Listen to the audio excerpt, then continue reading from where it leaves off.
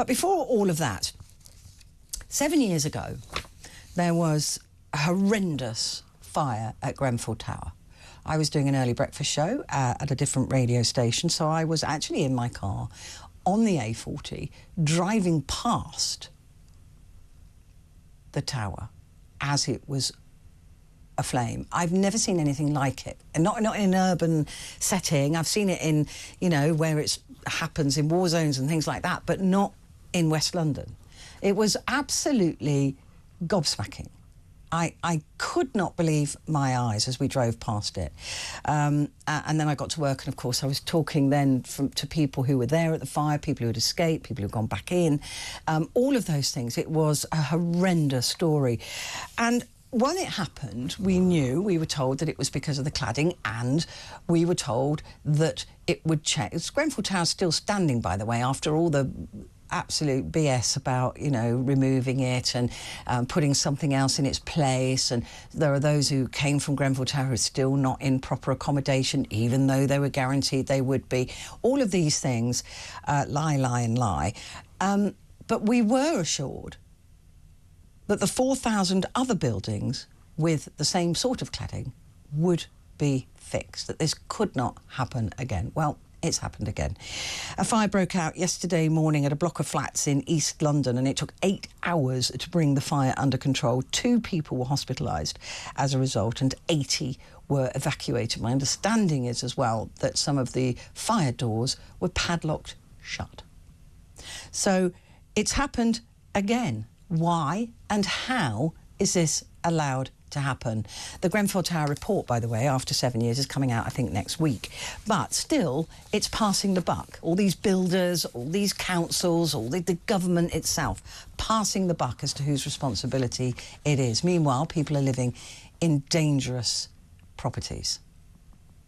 Don't just talk about building new properties before you sort out the ones that people are already living in.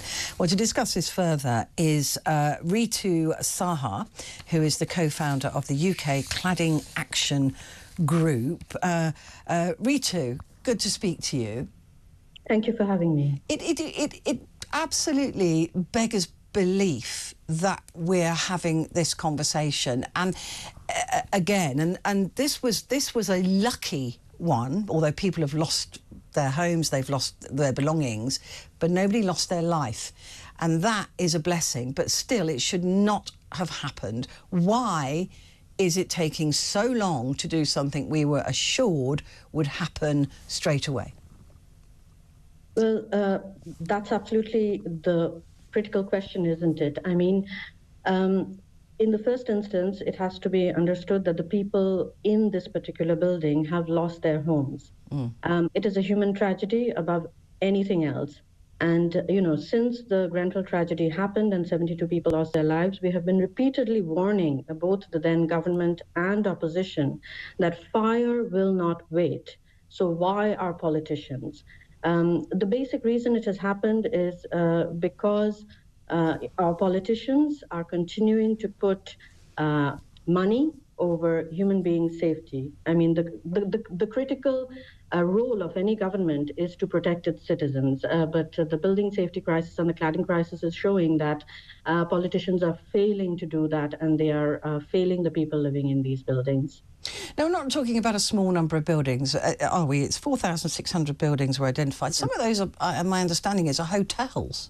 I mean, these are places that people are electing to go and spend the night in, and not knowing that they're going into a building with this dangerous cladding. Yes, I mean, and, you know, hotels is just a small part of the problem because, you know, hotels are fully manned 24 hours a day, but there are care homes wrapped in cladding. There are hospitals that have had to close because they were wrapped in dangerous materials. You know, the new university session is going to be starting shortly, and people are going to be waving goodbye to their children for the first time. There are university accommodations which have been wrapped in cladding. There was a dangerous fire in one of them a few years ago. So it is not just residential buildings, and the 4,000 figure is actually just the tip of the iceberg. A government report that was released just very recently says there are nearly 11,000 buildings above 11 meters, which are potentially dangerous. The government is only monitoring around 4,600 of them, and out of that, only about 1,300 have had the cladding removed. So in total, only about 12% of the affected above 11-meter buildings in the country have actually had this dangerous material removed. 7 years on from the Grenfell tragedy. So to say that the pace of, making these buildings safe is glacial is to put it mildly. This is because, though, isn't it, Ritu, that no one is prepared to take responsibility. In Kensington and Chelsea, where Grenfell was, the fire was, it doesn't seem like anybody is taking responsibility. The council says, look, we were told by the builder said we were told by the suppliers said we were that was what was ordered. The council ordered that, knowing that, and nobody, it's all going round and round and round and round in circles. How do we make people take responsibility, and the right people take responsibility? So the Grenfell Tower inquiry has, brought to light some devastating evidence of how, the construction industry actually hid tests of, construction materials and missold products that were eventually used to build our homes. It's also shown that, government regulations across successive governments, both Labour and Conservative governments, and the deregulatory regime that was followed also, led to confusion about what the regulations were around building safety, and that also contributed to it. But you're right, it's like being stuck in this, the Spider-Man meme that you see, where, the two Spider-Men are pointing at each other and nobody wants to take responsibility. The unfortunate problem is that people like me, people like us who are living in these buildings, who are completely innocent and blameless, they are the ones stuck in the middle. We are running from pillar to post, we're running to politicians, to our developers, to the product manufacturers, to the companies that did building control and signed them off as safe, to architects. Nobody is taking responsibility, and we are the ones who are left, living in dangerous buildings and also facing unimaginable financial burden to fix basically the failings of others. So tell me what it's like to live in a building where, when you go to bed at night, you've somewhere in the back of your mind it's like, oh gosh, there could be a fire. It is horrendous. I live in a building where we were one of the first ones after the Grenfell Tower tragedy to find out that our building had the same type of cladding that was on Grenfell Tower, and also the same type of cladding as has been found in this particular tower in Dagenham. We were told by the fire brigade that even though, I lived on the top floor, on the 10th story, a fire would travel from the ground floor to the top floor within 7 minutes. Now you can imagine a large building, engulfed in flames in 7 minutes. You think constantly about how you are going to escape, what would happen if a fire broke out in the middle of the night. I was reduced to not allowing, my family members with little children and my elderly parents to visit because I couldn't guarantee their safety. And, I initially thought, this is not my fault. This is not the fault of my neighbors. Surely our elected government is going to help us and make it safe. Then we found out that no, each one of you will have to cough up around £100,000 in order to fix your building. So you can imagine Sorry, you're being told you have to cough up 100 grand?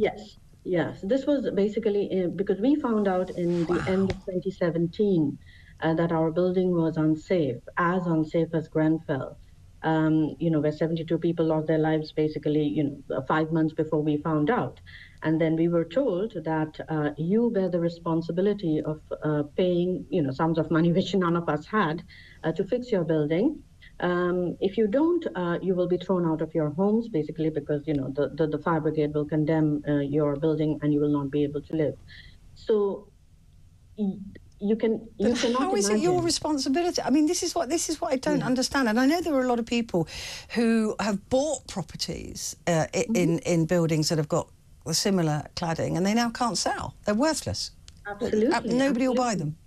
Yeah, nobody will buy them, and that is because insurance companies have raised buildings insurance premiums to 1000% of what they were before the Grenfell tragedy. So it is a challenge to simply Wow. afford to insure your buildings. Then, mortgage companies are not lending on these properties because, well, they think that these properties are unsafe. The government has also passed something called the Building Safety Act. But what they have said, and you were talking before about the winter fuel allowance and how it affects elderly people. There are a lot of elderly people in this country who bought these small flats as an investment to secure, a pension for themselves, to secure an income for themselves in later life. The government has declared that if you have more than 3 flats, you will not be. After a lot of campaigning from us, the government finally passed an act which said certain leaseholders would be protected from the costs of these issues, which we didn't have a hand in creating. But many, many pensioners who own more than 3 of these flats have been told that no, because you own more than 3 flats, you are responsible for paying to fix the defects in your I buildings. mean, this is Yeah, outrageous, isn't it? And I'm so it is glad I'm outrageous. so Yeah. glad I spoke to you, because I think a lot of people don't realise this, that there's you had no hand in this, like you said. You didn't, it's like you probably picked your own wallpaper, but you didn't pick the cladding, right? You didn't authorise it. You didn't, you probably, being sensible, would have done a bit more due diligence on it. But there are other people to blame for this, but they are getting away scot-free, as they always do in this country. Absolutely. And, the current government has made a policy of building millions of homes. There's been an announcement that 1.5 million homes will be built. A large number of these homes are going to be built by the same developers that caused the cladding crisis. And can you imagine the plight of the people, for example, in the buildings like in Dagenham, who see that the developers who built their dangerous homes are now going to get billions more in profit from the policies of the government without first, fixing their failings. If this were you or me in a job and we had made a mistake, we would have to fix it first before we could think about a bonus even. No, But you're here we absolutely see, right. yeah, And this yeah. is what drives me nuts about these people. They get away with everything, and it ends up being somebody else that picks up the bill. And I did want to ask you about this, this pledge to build, 800-900 houses a day.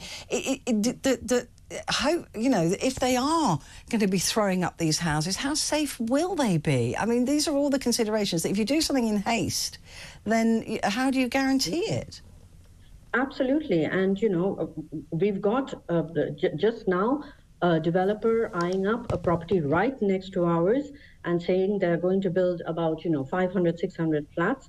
They are one of the developers that have not yet fixed the, Wow. dangerous buildings they've created. So it is simply a race to the bottom to say that, we are going to build all these homes very quickly. Because as soon as you do that, as soon as you start, taking an eye off quality, you are going to get more dangerous homes. In fact, you've seen the photographs from Dagenham. I understand that that building only had one staircase, which prevents people from, getting out quickly in the event of a fire and firefighters running up the same staircase.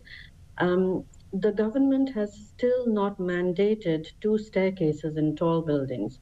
So there was another fire shortly after the one in Dagenham on the 23rd or 24th floor. Okay, that had just one staircase. Can you imagine hundreds, perhaps thousands of people trying to run down one staircase in a 30-story, 40-story building while firefighters are trying to go up it? And we still haven't legislated for putting in 2 staircases in new buildings that are currently being built, simply because the developer said, oh, it's going to cost us too much, It's going to be so too how do we do expensive. that? Yeah. Oh, Ritu, listen, let's talk again. This is a topic that we shouldn't really let go of. Rita Saha there, thank you so much. So there you go, dangerous cladding. I'm so sorry if you're living in one of those homes. It must be 100 grand bill when it's not even your fault. Wow. Quick break, back in a sec.